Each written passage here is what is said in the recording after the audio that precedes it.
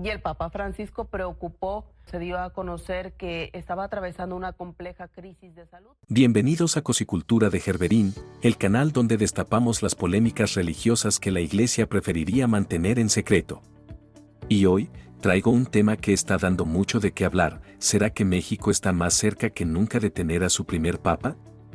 Con el Papa Francisco hospitalizado y su salud en el ojo del huracán, en el Vaticano ya se barajan nombres para sucederlo, y agárrense, porque por primera vez en la historia, los reflectores están puestos en México.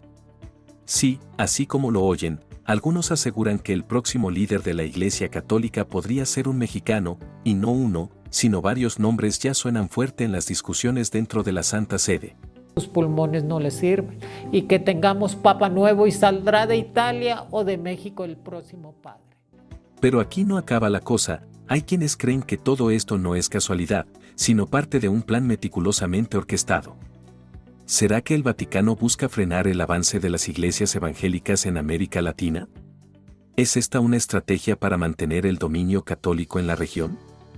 Y si creen que esto ya está lo suficientemente extraño, esperen a escuchar lo que dicen las profecías, porque según algunos, Francisco no solo podría ser el último papa latinoamericano, sino el último papa de toda la historia. ¿Se cumplirá la famosa profecía de San Malaquías? ¿Estamos ante el inicio del fin de la Iglesia Católica tal como la conocemos? No se despeguen, porque lo que sigue les va a dejar con la boca abierta. Así que el Papa Francisco lo más seguro es que vaya a tener que renunciar. Se dice que el estado de salud del Papa Francisco ha tenido una leve mejoría, pero su hospitalización prolongada ha desatado una ola de especulaciones dentro y fuera del Vaticano. Algunos comentan que, aunque el pontífice ha mostrado señales de recuperación, su edad y la gravedad de la neumonía que enfrenta hacen pensar a muchos que su renuncia o, en el peor de los casos, su fallecimiento, no serían escenarios descabellados. Y es ahí donde comienza la gran interrogante: ¿quién podría ser su sucesor? El número 2 del Vaticano, el cardenal Pietro Parolin, ha estado en contacto cercano con el Papa, incluso visitándolo en el hospital para discutir temas de importancia. Oficialmente, se ha dicho que hablaron sobre posibles candidatos a la santidad, pero algunos observadores sugieren que este tipo de reuniones en momentos delicados pueden estar relacionadas con el futuro de la Iglesia. ¿Acaso Francisco está dejando instrucciones sobre lo que debería suceder en caso de que ya no pueda continuar? Lo que sí es un hecho es que, cuando llegue el momento, la elección del nuevo Papa se llevará a cabo en un cónclave dentro de la Capilla Sistina. Ahí, los cardenales con derecho a voto, hoy en día, 138 de los 253 en total, participarán en rondas secretas hasta alcanzar una decisión. Temas que tratamos en profundidad y de los que dialogamos, una comunicación más continua y profunda.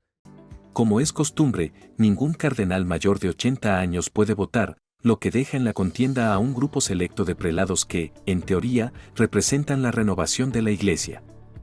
Pero aquí es donde entra otro punto importante, el factor geopolítico.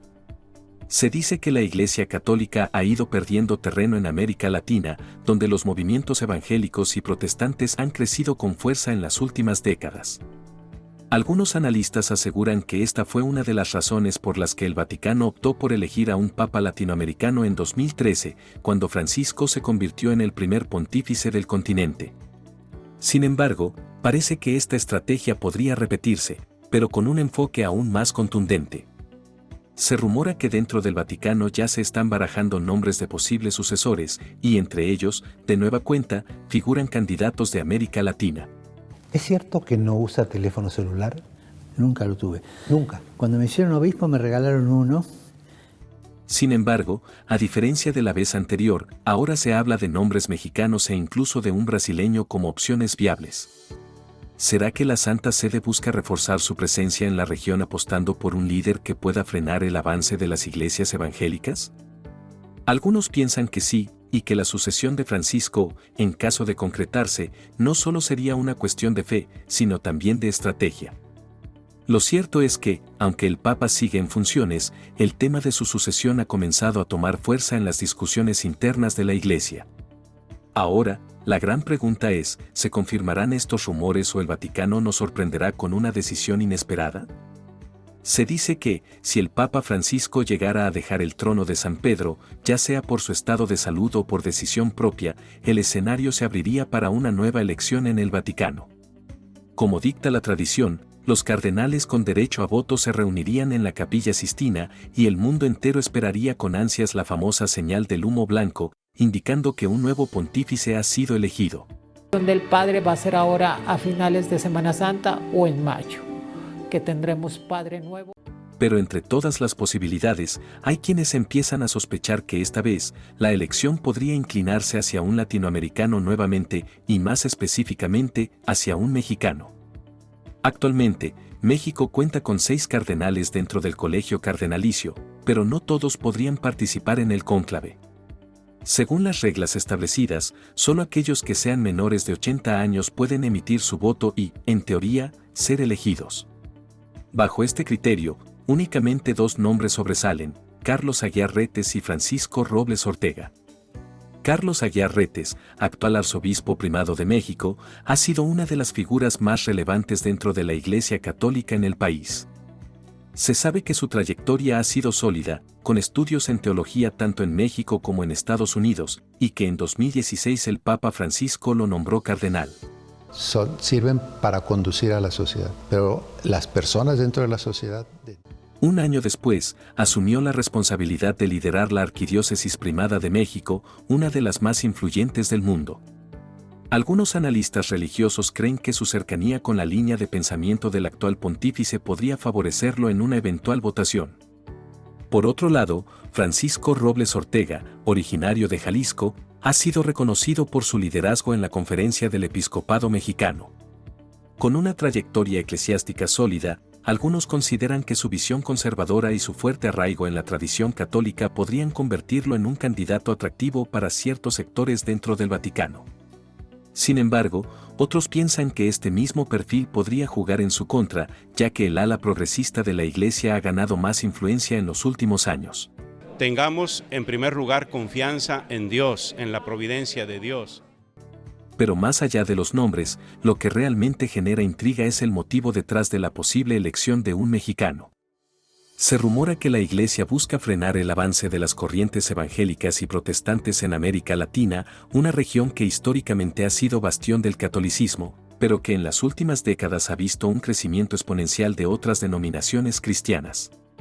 Algunos opinan que, con un Papa mexicano, la Santa Sede podría fortalecer su presencia en la región y reconectar con fieles que han comenzado a mirar hacia otras direcciones. Por ahora, todo sigue siendo especulación. Mientras el Papa Francisco continúa en el hospital, las discusiones sobre su eventual sucesión no hacen más que intensificarse. ¿Será que, por primera vez en la historia, un mexicano podría ocupar el máximo puesto dentro de la Iglesia Católica? Algunos lo ven como una posibilidad lejana, pero otros aseguran que dentro del Vaticano ya se están moviendo piezas en esa dirección. No seamos presa de la desesperación o del miedo. Pero el que más resuena es el de Francisco Robles Ortega, arzobispo de Guadalajara desde 2012. Su designación por el Papa Benedicto XVI en 2011 lo consolidó como una figura clave dentro de la Iglesia mexicana, sobre todo por su firme defensa de los valores tradicionales y su trabajo en iniciativas pastorales dentro de su arquidiócesis.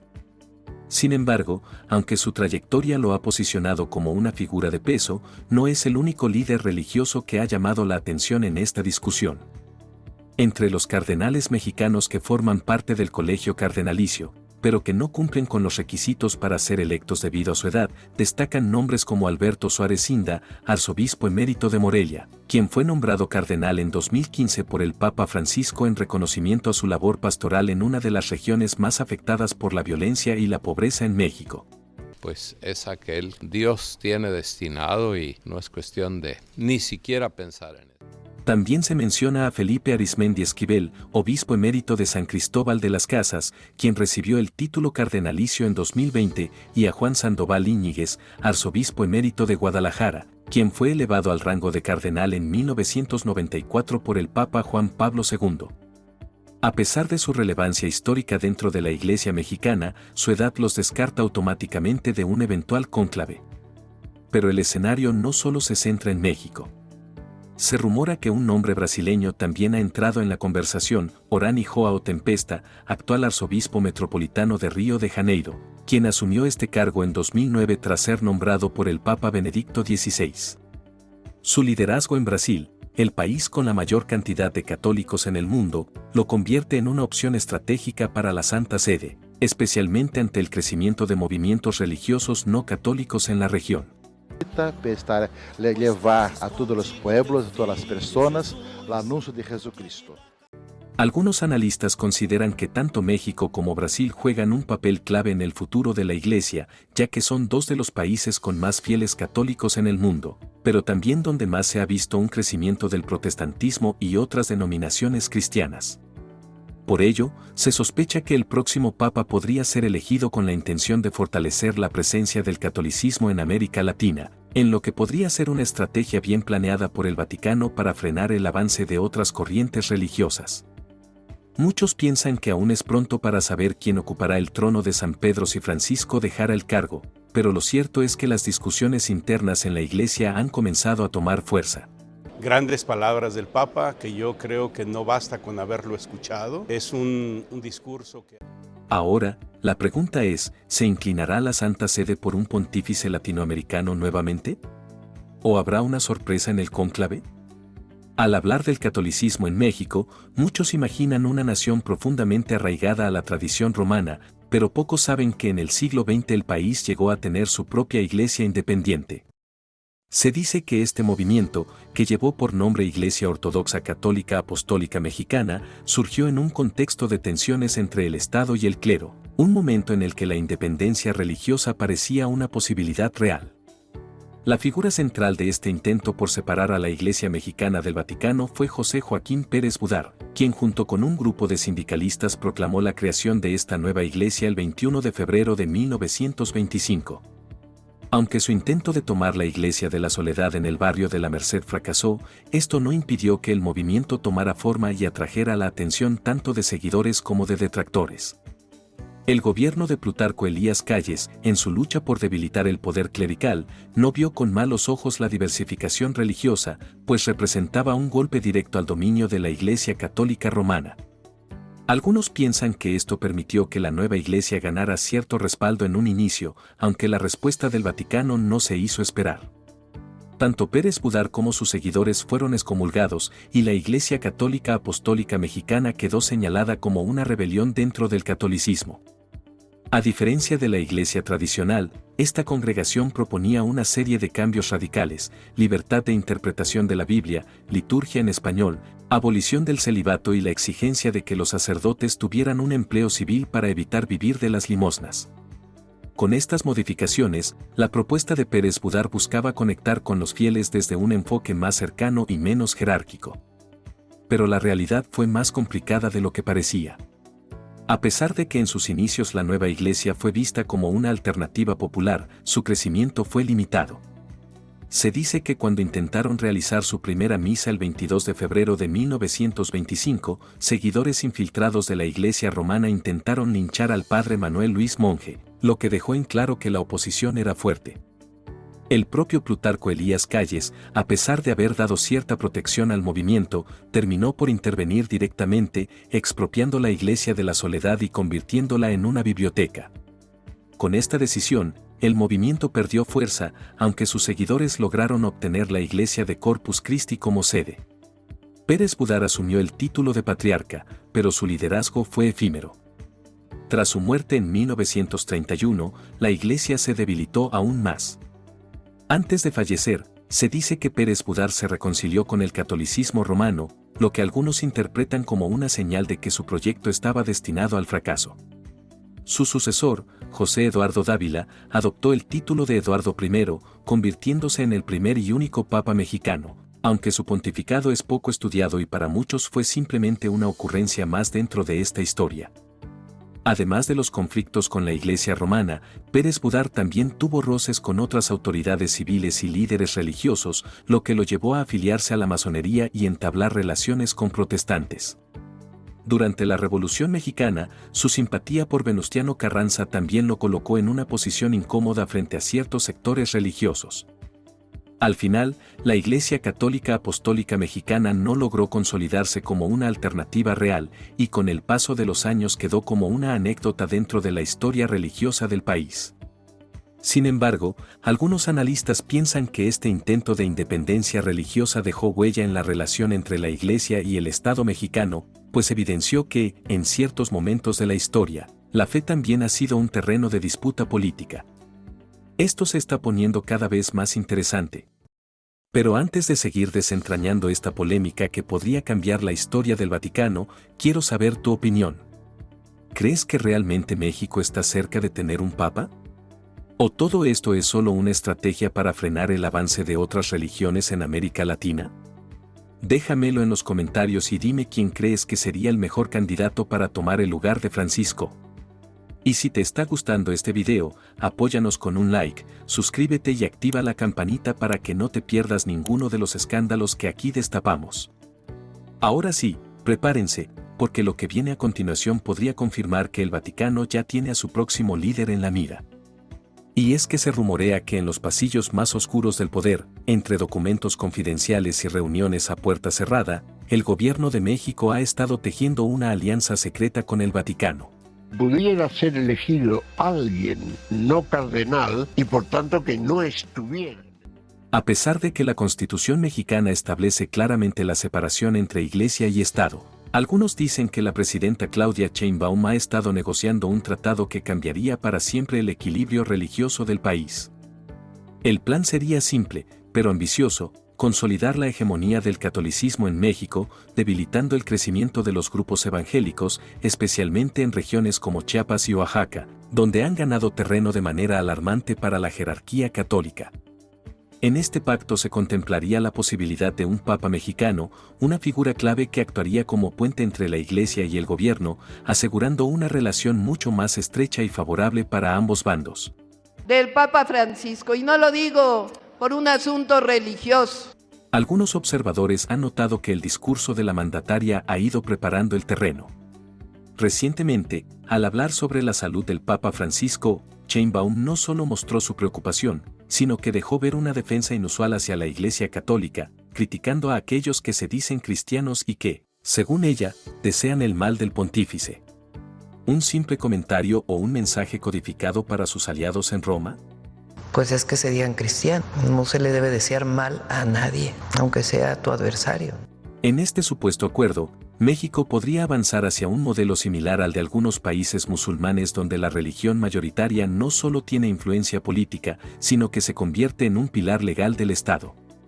De implementarse, el catolicismo no solo retomaría su posición privilegiada, sino que también podría convertirse en la única fe reconocida oficialmente, dejando a otras creencias en la marginalidad. Los sectores más críticos temen que, de volverse realidad, este escenario podría traer consigo restricciones severas a las libertades religiosas, con el riesgo de que aquellos que no profesen la fe católica puedan ser perseguidos o incluso castigados legalmente, tal como ocurre en naciones donde la religión oficial es la única permitida. Por ahora, todo queda en el ámbito de la especulación. Yo usaba una frase, la voy a usar aquí, del Papa Francisco. De ver a alguien de arriba abajo es cuando uno le da la mano para levantarse. Sin embargo, los vínculos entre el gobierno mexicano y la Iglesia Católica parecen estar fortaleciéndose. La pregunta es, ¿será solo una coincidencia o estamos ante el nacimiento de un nuevo orden religioso en México? Con la actual situación del Papa Francisco, quien permanece hospitalizado, algunos creen que estamos en la antesala de un evento trascendental. Se dice que, en redes sociales y círculos esotéricos, han resurgido las profecías que sugieren la llegada del último Papa, un evento que, según ciertos creyentes, marcaría el comienzo de tiempos de tribulación.